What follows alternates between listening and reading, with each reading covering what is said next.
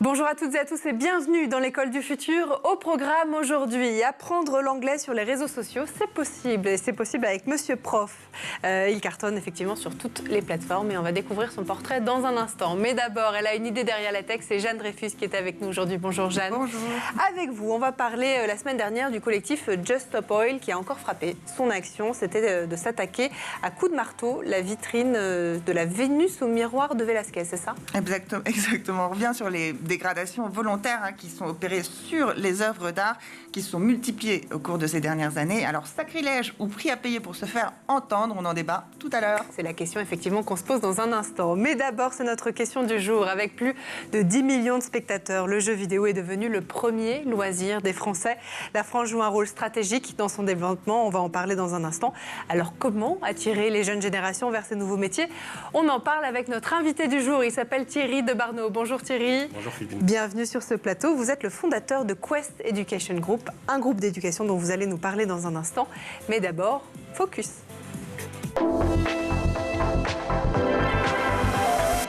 Il a plus de 5000 followers sur Instagram et plus de 230 000 abonnés sur TikTok. Monsieur Prof amuse ses élèves, mais pas seulement, vous allez le voir. Ses cours d'anglais cartonnent sur toutes les plateformes. On découvre son portrait tout de suite avec Xavier Terrade. You better watch out. You better watch out. You better not cry. You better not cry. Vous avez des difficultés en anglais? Pas de souci, Monsieur Prof est là pour vous aider. Washed. Washed. Remarquez que ici, parce que le son c'est T, c'est jamais washed. On a vu que c'est la règle de te, washed. Qui aurait dit honnêtement washed aujourd'hui? Avant ce cours, qui aurait dit washed? Un professeur qui est bien placé puisqu'il a la double nationalité. Entre l'Angleterre et la France, son cœur balance. Où est-ce que je préfère vivre? La meilleure nourriture? La meilleure musique? Meilleure série TV? Le meilleur humour?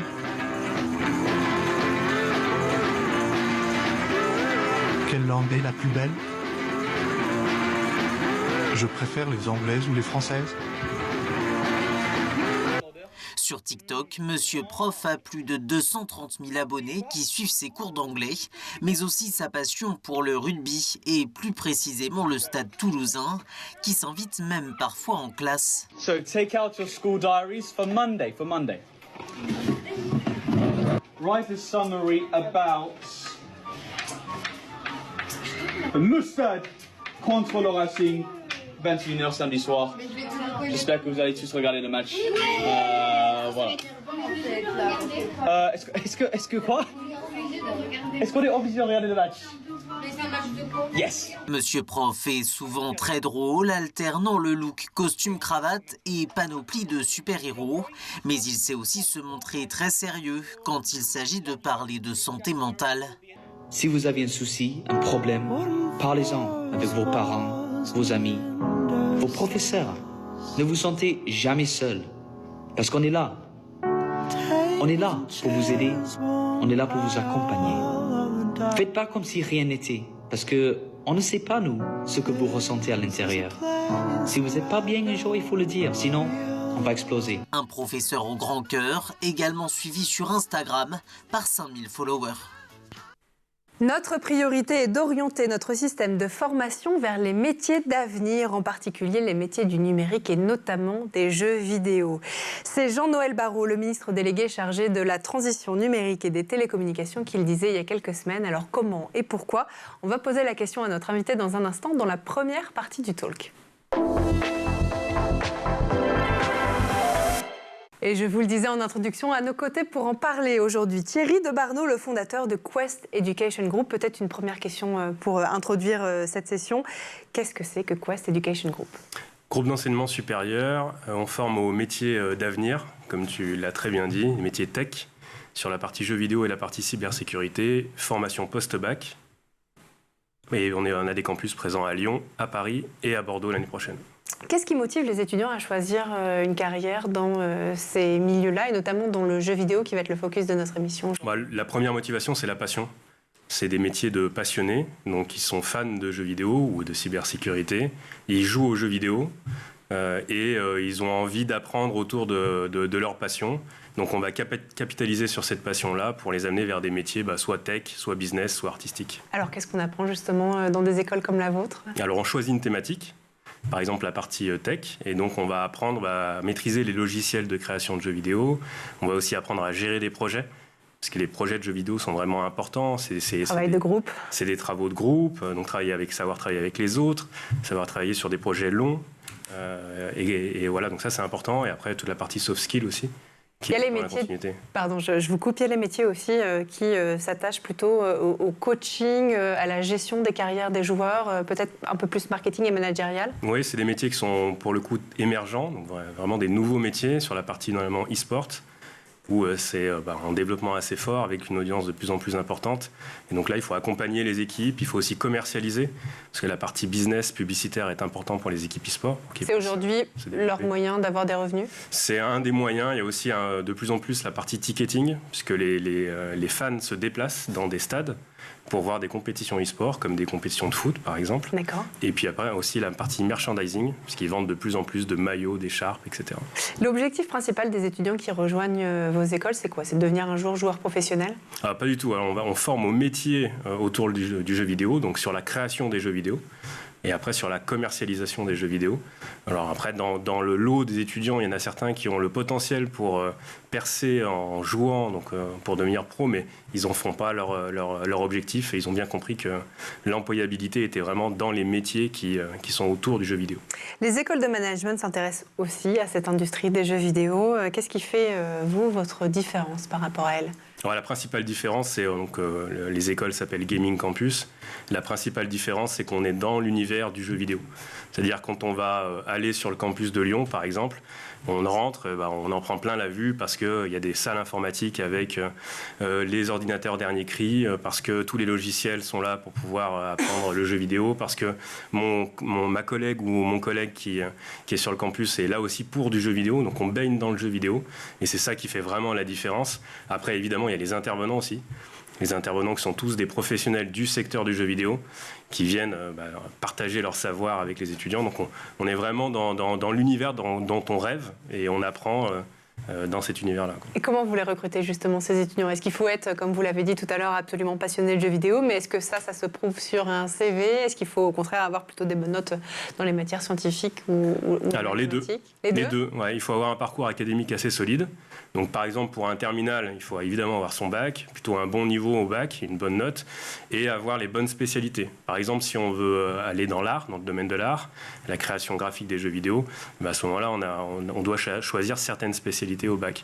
Et après le deuxième, donc ça on passe en candidate en ligne sur le site web, et après on passe des entretiens pour motiver son projet. Pourquoi je veux travailler dans les jeux vidéo? Qu'est-ce que j'ai déjà fait? Est-ce que j'ai déjà créé, fait des petites créations dans le jeu vidéo? Et à ce moment-là, on va être admissible ou pas. Et quand on est admissible, on peut rentrer dans l'école. Les parents, qu'est-ce qu'ils en pensent? Ce sont des nouveaux métiers quand même que vous proposez à ces étudiants, des métiers d'aujourd'hui, mais aussi et surtout de demain. Est-ce qu'ils sont compréhensifs? Est-ce qu'ils se posent des questions aussi sur l'employabilité après de leurs enfants? Alors, ce qui a énormément évolué, c'est que beaucoup de parents jouent. Les parents jouent? Oui, parce que ils jouent à quoi par exemple? Ils jouent à tous les jeux qui peuvent exister, soit des jeux sur console, FIFA, soit des jeux sur mobile de plus en plus. Donc vu que les parents jouent, ils ont la notion de la taille du marché. Parce qu'ils achètent, ils savent qu'une console de jeu coûte cher, ils savent qu'un jeu vidéo coûte cher, et donc des métiers qu'il y a derrière. Non, mais je sais pas, je me souviens plus du chiffre, mais en 2017, je crois qu'il y avait 3 milliards de personnes dans le monde qui jouaient aux jeux vidéo. Ouais, c'est ça, c'est colossal. Ouais. Ça veut dire, ce qui m'étonne, mais c'est que ça veut dire que ce n'est pas uniquement une question de génération.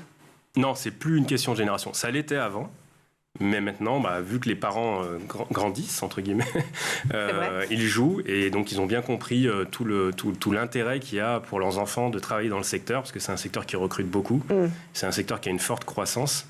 C'est aussi un secteur qui inspire d'autres secteurs. Par exemple, toutes les réalisations au cinéma Les effets spéciaux sont faits avec les technologies du jeu vidéo, les mêmes logiciels.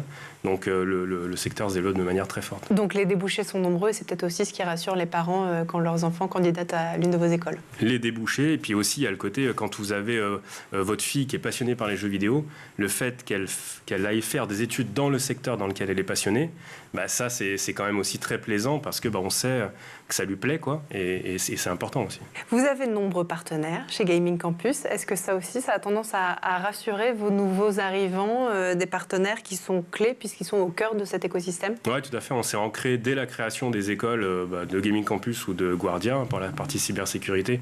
On s'est très vite rapproché. On a créé vraiment les écoles avec les entreprises et avec aussi les institutions. Et donc c'est le fil rouge. Le fil rouge de nos formations, c'est l'employabilité. Donc on pense les formations avec les entreprises interviennent dans les formations. Il y a de l'alternance aussi qui est proposée aux étudiants à partir de la 4e et de la 5e année, des stages avant. Donc on construit tout pour qu'il y ait un booster d'employabilité pour les étudiants et on fait ça main dans la main avec les entreprises et les pros. Alors, vous le savez peut-être, le président du Comité international olympique a décidé d'étudier la création de JO consacrés à l'e-sport, qui est donc avant tout des jeux vidéo. Pourquoi cette nouvelle était tant attendue selon vous? Est-ce que pour vous, c'est une vraie révolution dans le secteur et aussi créateur d'emplois à terme? Oui, alors c'est une continuité, parce que l'audience est là. C'est-à-dire que les jeunes qui regardent de l'e-sport sont de plus en plus nombreux. Ils remplissent même des stades. Dernière actualité très récente, il y a la U Arena, je crois, je ne dis pas de bêtises, la Défense, qui a été remplie par des fans d'une équipe e-sport qui s'appelle la Carmine Corp. C'est vrai. 35 000 places commercialisées sur un événement qui a duré toute une après-midi. Donc il y a vraiment un engouement qui se crée autour de l'e-sport et ça paraît assez logique que, comme des sports divers et variés qui sont aux Jeux Olympiques, que l'e-sport soit inclus à un moment donné. Après, il reste encore un petit peu de travail pour adapter. Parce qu'un jeu vidéo, il y a des spécificités aussi d'IP, de droits du jeu vidéo, qui sont à prendre en compte, mais ça va suivre son cours. Et puis autre chose aussi, vous connaissez le débat qui anime le secteur. À chaque fois, on oppose généralement cette réglementation, cette organisation réglementée, à l'absence de dépenses physiques et de sédentarité. Qu'est-ce que vous y répondez aujourd'hui? Alors, c'est en train de changer. Alors déjà, pour performer dans un jeu vidéo, n'importe quel jeu vidéo, il faut avoir un niveau d'entraînement dans le jeu qui est très élevé. Oui. Ce niveau d'entraînement exige une hygiène de vie. C'est-à-dire que le geek qui se lave pas, qui mange n'importe quoi, ça n'existe plus. Pour performer au très haut niveau, donc ça, c'est indispensable. Ça, c'est la première chose. Et la deuxième chose, il y a des jeux e-sport qui sont maintenant très physiques. Je pense notamment à un jeu qui s'appelle EVA. Donc, c'est des salles de réalité virtuelle sur lesquelles vous mettez un casque, vous mettez une combinaison et vous allez jouer en vous déplaçant dans un stade qui fait 400 mètres carrés.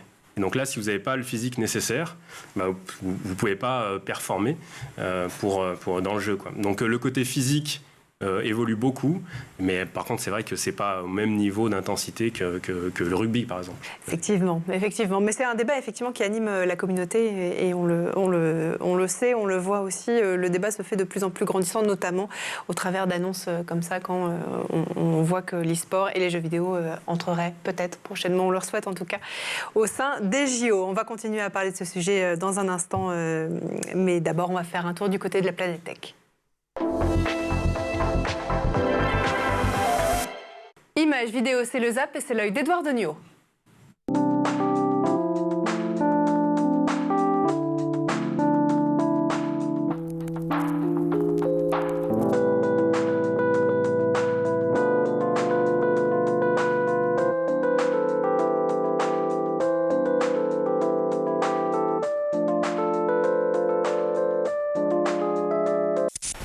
¿Qué me compro? ¿Cuál se me ve mejor? ¿Estos? ¿Estos? ¿Estos? No, los de arriba, güey. ¿Cuáles? ¿Estos? Sí, esos, güey. Mira, güey, si le quedan a todos.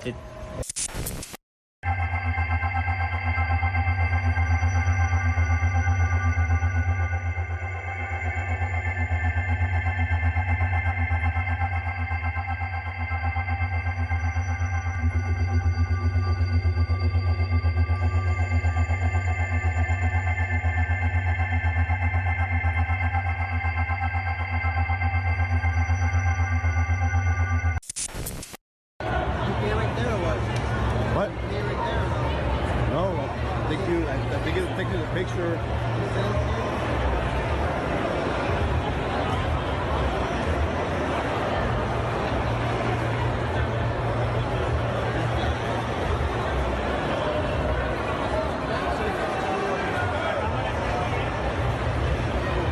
Oh, they're not allowed.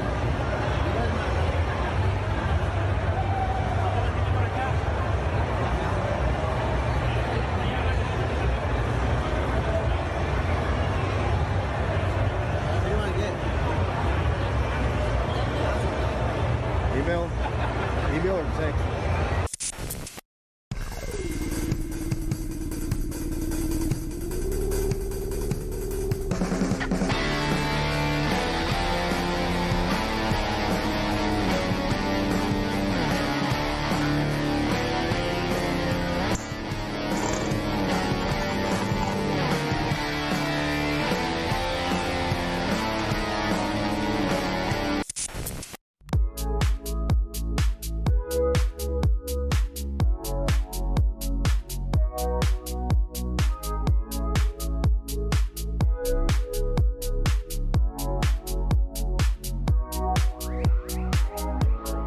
Et on est de retour toujours sur le plateau de l'École du Futur et en compagnie de notre invité Thierry Debarneau, le fondateur de Quest Education Group. Thierry, juste avant de reprendre notre discussion, on va laisser place à la chronique de Jeanne Dreyfus qui a une idée derrière la tech. Jeanne, le 6 novembre dernier, le collectif britannique Just Stop Oil, je vais y arriver, réitérait ses actions de désobéissance civile par des coups portés à un chef-d'œuvre de l'histoire de l'art, la Vénus au miroir de Velázquez. Exactement. Là, le point commun entre la Joconde, les tournesols de Van Gogh, la jeune fille à la perle, Guernica, eh bien, tous ont été victimes d'agressions physiques. Et ce 6 novembre, c'était au tour de la Vénus au miroir de Velázquez, tableau conservé à la National Gallery à Londres, connu pour être l'un des rares nus féminins espagnols peints en pleine Inquisition par le peintre de cour Diego Velázquez, connu aussi pour représenter la Vénus, non pas de face, mais de dos, une première dans le genre. La vitrine du tableau, ce 6 novembre, a été attaquée à coups de marteau par les militants écologistes un peu nerveux du mouvement britannique Just Stop Oil. On regarde la scène relayée largement sur les réseaux sociaux et les médias d'info. Women did not get the vote by voting. It is time for deeds and not words. It is time to just stop oil. Est-ce qu'on sait pourquoi ils ont choisi ce tableau en particulier ? Eh bien oui, on sait parce que ce tableau, il est certainement pas choisi au hasard.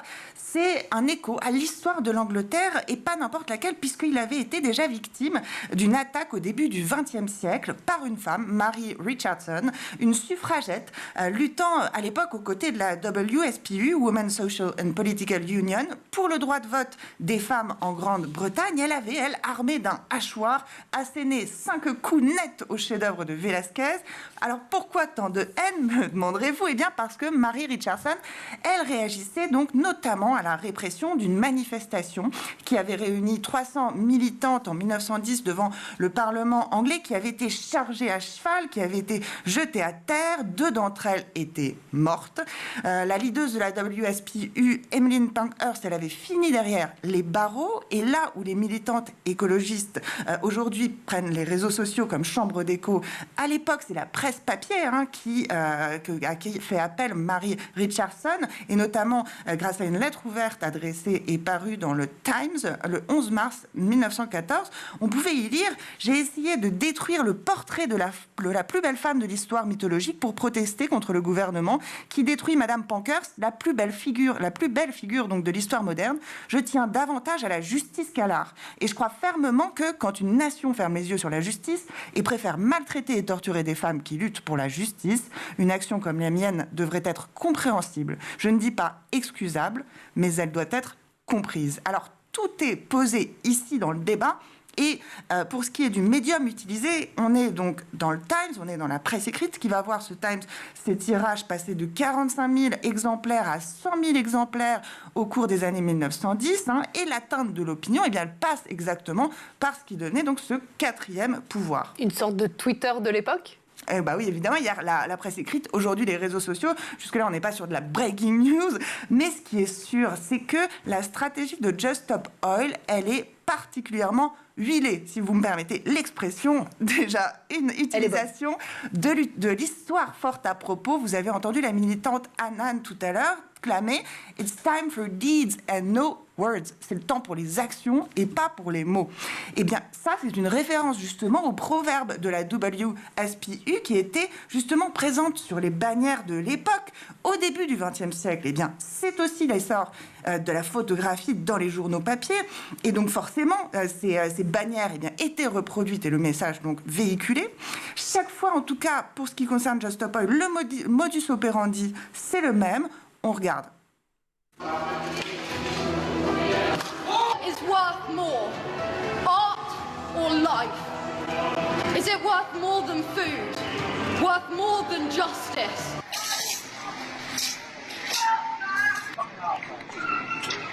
Non-violent.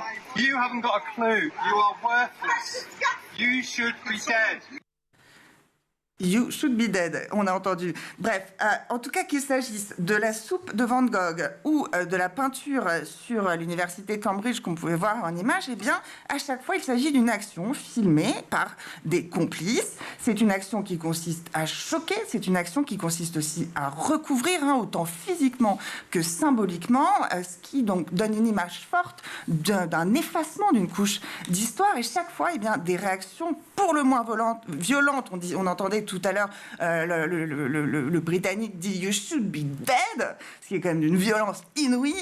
Bref, dans les commentaires, évidemment, sur les réseaux sociaux, ça n'est pas moins violent. On peut lire ici « You destroy history, you don't deserve to do what you do ». Est-ce que c'est une atteinte à l'histoire, alors, Jeanne ? Eh bien, c'est une atteinte, mais ça peut aussi être vu comme un hommage, tiens, parce que la destruction des œuvres d'art, elle existe depuis que l'art lui-même existe. Le serial pilleur de l'Antiquité le plus célèbre, il s'appelle Hérostate. Lui, il avait vandalisé le temple d'Artémise à Éphèse, qui était une des 7 merveilles du monde, donc sacré scandale. À l'époque, il avait été interrogé sous la torture pour lui faire dire ses motivations. Il avait du coup reconnu sous la torture, eh bien, la fame, c'était la fame qu'il cherchait. Parce qu'en effet, c'est aussi ce que recherchent les militants écolos. C'est pas leur fame à eux, mais c'est la fame de leur combat. Et on ne peut que se demander quand même pourquoi la destruction des œuvres d'art, elle a un écho aussi retentissant, pourquoi ça prend aux tripes depuis l'Empire romain, gréco-romain, et pourquoi ça le fait à tout le monde. Et si on décortique un peu, c'est en effet l'apparente opposition entre les revendications de certains groupes militants écologistes et ce qui appartient à tous. L'art, c'est aussi éventuellement la violence qui est faite qui est opposée par rapport au calme des idées et à l'idéal supposément élevé de l'art. C'est aussi le statut séparé des œuvres qui est en cause dans des sociétés sécularisées, parce que ce statut sacré, il a été acquis dans des sociétés justement sécularisées. Je me répète un petit peu. En bref, l'idée, c'est que c'est une blessure faite à la beauté, à la vérité, à l'idéal, avec un grand B, un grand V et un grand I.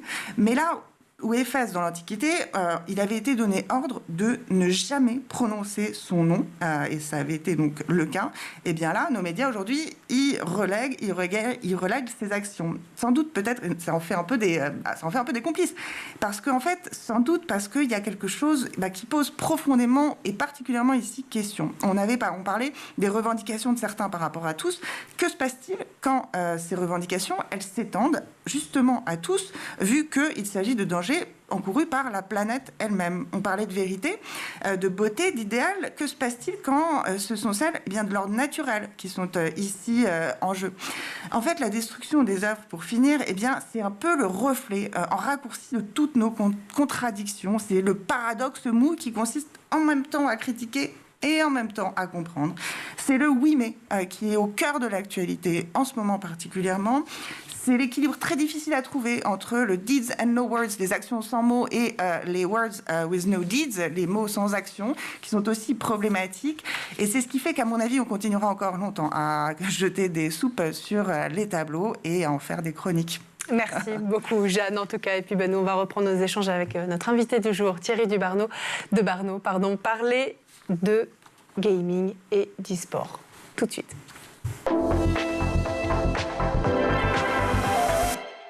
Avec plus de 37 millions de joueurs, soit 7 Français sur 10 quand même, qui jouent au moins occasionnellement aux jeux vidéo, cette industrie en France a de beaux jours devant elle. Je voyais, Jeanne, que vous parliez effectivement pendant le reportage à Thierry, en lui posant une question. Laquelle ? Est-ce qu'en France, avec les industries qu'on a dans le jeu vidéo, est-ce qu'on est bien placé ou pas ? On est très bien placé. On a des studios historiques, des éditeurs historiques comme Ubisoft, qui est présent dans 4 villes en France, et qui a plein de success stories. La plus connue, c'est Assassin's Creed, que vous devez peut-être connaître. Et après, on a aussi des studios de taille moyenne, voire similaire à Ubisoft, comme Asobo, qui est à Bordeaux, qui est un gros studio qui produit Microsoft Flight Simulator, ou Arkane Studio, qui est à Lyon, qui produit plein de jeux à succès, dont Deathloop, que vous peut-être connaissez. Voilà, donc ça, c'est pour les gros acteurs. Et avec ces acteurs, on a aussi un tissu de plus petits acteurs, de studios de taille petite ou moyenne, qui est important, et on est reconnu à l'international pour la qualité de nos jeunes, et des pros qui travaillent, des talents, exactement. Merci Philippine. Sur la partie tech, sur la partie créative et artistique. Donc on a vraiment on rayonne, le jeu vidéo rayonne à l'international et permet de faire rayonner la France. Et dans pas longtemps, on va avoir un musée aussi.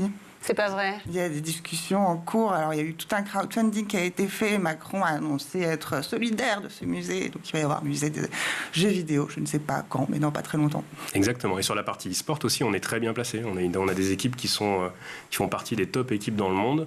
Et on a une base fan. En Europe, on a la plus grosse base fan de fans d'e-sport entre tous les pays. C'est-à-dire que nos concurrents aujourd'hui dans le monde, où est-ce qu'ils se situent ? Alors, ça dépend de quelle position on se prend. Mais sur la partie création des jeux vidéo, il y a un tissu qui est assez fort au Canada, à Montréal notamment.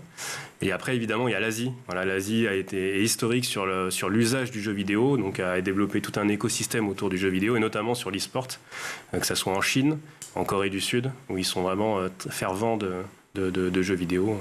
Qu'est-ce qui fait qu'un jeu vidéo est un bon jeu vidéo ? Qu'est-ce qui fait son succès, quelque part ? Alors ça dépend du jeu vidéo, ça dépend de votre usage. Si vous avez un usage dans le métro, le succès du jeu vidéo sur le métro, c'est que ça soit rapide, très intuitif, assez addictif, et vous allez jouer sur votre téléphone. À l'inverse, si vous avez un usage qui est plus posé, vous avez envie de vivre une grande aventure, là, ce qui va faire le succès, c'est la réalisation graphique, c'est l'immersion dans le jeu. Ça va être plutôt le côté graphique et la possibilité de vivre une aventure longue, plutôt sur console, du coup. Ou sur PC. Vous jouez aux jeux vidéo, Jeanne ? Je joue sur mon portable dans le métro, mais je vais effacer tous mes jeux histoire de ne pas devenir complètement aliénée. Je pense qu'il y a aussi un travail du scénario et des dialogues qui est vachement important, de caractérisation des personnages. Quelque chose de cinématographique en fait. Bien sûr, et puis le jeu vidéo, c'est tout ce travail-là qui est très important, et d'ailleurs qui transpire sur le cinéma ou sur les séries. J'imagine que vous utilisez des Netflix ou Amazon Prime ou MyCanal, comme ça j'en ai cité 3, et vous avez dû voir des séries qui sont inspirées du jeu vidéo. Une des plus connues, c'est The Last of Us, sur Netflix, et qui est vraiment inspiré de A à Z d'un jeu vidéo, et qui a été transposé, et qui a été un succès phénoménal. Alors que le secteur du jeu vidéo représente en France, vous l'avez dit, environ 25 000 emplois, les femmes, ils sont encore très peu représentés. Est-ce qu'on sait pourquoi ? Comment on explique une telle absence ? Alors 25 000 emplois, c'est un peu plus. Ça ne fait qu'augmenter. Ça ne fait qu'augmenter. Le rapport France 2030 met en avant qu'il y aura 23 000 emplois supplémentaires qui seront créés d'ici 8 ans. Ah oui. Et la part des femmes, effectivement, est trop peu importante. Ça, malheureusement, c'est un historique du secteur, mais qui change, parce qu'il y a de plus en plus de femmes qui viennent dans le secteur du jeu vidéo. Nous, on y contribue, et les autres écoles aussi du jeu vidéo y contribuent, en mettant en avant le fait que les métiers du jeu vidéo sont aussi bien faits pour les garçons que pour les filles. Vous avez de plus en plus de jeunes filles, d'ailleurs. On n'a pas assez, mais on en a de plus en plus, et on met en avant, autant les jeunes filles que les jeunes hommes et leur réussite. Et donc, c'est très important de diffuser le message, parce que le secteur en a besoin. On a besoin d'avoir une parité entre les filles et les hommes sur tous les métiers, que ce soit les métiers tech, artistiques ou business. On le sait aussi, la pratique régulière ou intensive de jeux vidéo ne risque-t-elle pas de générer quelque part parfois des comportements déviants ou dangereux chez les joueurs, notamment en termes de santé ? Alors, comme toute passion, l'addiction arrive vite. Alors il faut faire attention, il y a plein de leviers qui sont actionnés notamment par les éditeurs de jeux vidéo ou les constructeurs de sensibilisation à l'addiction. Il y a aussi des réglementations qui sont de plus en plus présentes au niveau européen ou dans les autres pays. Et puis après, le premier garde-fou, entre guillemets, pour les enfants, pour les plus jeunes, c'est les parents. Donc de vérifier ce que fait son enfant, le temps qu'il passe à jouer, à quel jeu, est-ce que ça correspond bien au PEGI, etc., etc. Donc c'est le travail de tous. Un jeu qui peut devenir une passion et ensuite éventuellement un métier. Voilà ce dont vous nous avez parlé, Thierry de Barneau. Et puis on le rappelle effectivement, Jeanne, vous l'avez dit, le président de la République a récemment réaffirmé sa volonté d'accélérer la structuration de la filière e-sport, des jeux vidéo aussi, de renforcer son attractivité. Vous y contribuez, Thierry de Barneau. Je rappelle que vous êtes le fondateur de Quest Education Group et de cette école Gaming Campus qui est accessible dans 3 villes aujourd'hui en France, c'est ça? On les rappelle? Lyon, Paris, Bordeaux. Et ben voilà, merci beaucoup en tout cas d'être venu sur le plateau, Thierry. Merci aussi à vous, Jeanne, pour votre contribution. Merci à vous de nous avoir suivis. Et puis nous, on se retrouve dès demain dans l'École du Futur. Bonne journée.